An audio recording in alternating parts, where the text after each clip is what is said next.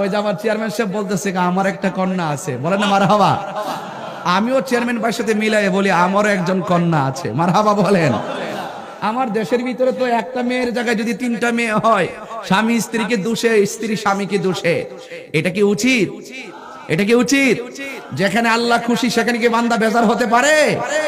যার সন্তান নাই তাকে জিজ্ঞাসা করবেন সন্তান না হওয়ার ব্যথা কতটুকু। তখন সে বলবে হুজুর আমি ছেলে বুঝি না, মেয়ে বুঝি না, সাদা বুঝি না, কালো বুঝি না, আতর বুঝি না, ন্যাংরা বুঝি না। আল্লাহ যদি আমাকে একটা সন্তান দিত আমি অনেক খুশি হতাম। যার নাই সে জানে, আর যার চলে যায় সে জানে। যার চলে যায় সে বুঝে হায় বিচ্ছেদ কি যন্ত্রণা। বাবা আমি হারিয়েছে আমি বুঝি, আপনি হারাননি আপনি বুঝবেন না। মা যিনি হারিয়েছেন তিনি বুঝবেন, মা যে হারায় না সে মায়ের কদর বুঝবে না। যার সন্তান আছে এত সহজে বুঝতে পারে না যে কত বড় নিয়ামত পেয়েছে। যার সন্তান নাই তাকে জিজ্ঞাসা করবা।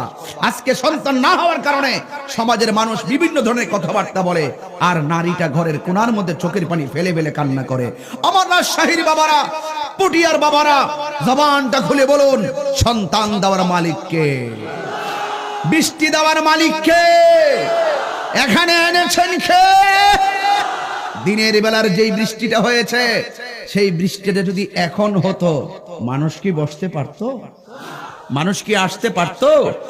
ওই যে আল্লাহ যা করেন ভালোর জন্যই করেন। বান্দা তুমি শুধু শুকরিয়া আদায় করো।